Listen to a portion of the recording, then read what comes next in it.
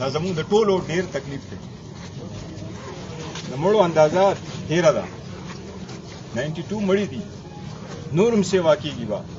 تو ناظرین، بنیر 470 میں آنے والے سیلاب نے ہر چیز تباہ اور برباد کر کے رکھ دی ہے. اس موقع پر بنیر جو آبائی حلقہ ہے بریسٹر گور کا، وہ شدید متاثر ہوا ہے. اس موقع پر پی ٹی آئی والے بشمول وزیر اعلیٰ کے پی کے اور دیگر لوگ آج بنیر پہنچے. وہاں پر ہنگامی بنیادوں پر امدادی کاموں کا سلسلہ جاری ہے. اس موقع پر دیکھیے کہ وہاں بنیر میں بریسٹر گور خود پہنچے ہوئے ہیں، امدادی کارروائیوں میں حصہ لے رہے ہیں، تمام تر ریلیف آپریشن کی وہ نگرانی کر رہے ہیں. اور اس موقع پر جب وہ اپنے آبائی حلقے میں پہنچے تو ان کو بتایا گیا کہ یہاں پہ گاؤں کے گاؤں بہہ گئے ہیں، نام و نشان مٹ گیا ہے، کئی افراد لاپتہ ہیں. تقریباً جو ابھی ابتدائی اطلاعات ہیں اس کے مطابق 300 سے زائد ہلاکتیں صرف بنیر میں ہوئی ہیں. اس موقع پر وہ اپنے جذبات پر قابو نہ کر پائے اور وہاں موجود لوگوں کو دلاسا دیتے ہوئے خود بھی رو پڑے. ان کی آنکھوں میں آنسو صاف دیکھے جا سکتے ہیں جو اس غم کی، اس مصیبت کی جو ہے وہ نشاندہی کرتے ہیں. اس موقع پر کے پی کے حکومت ہر ممکن اقدام کر رہی ہے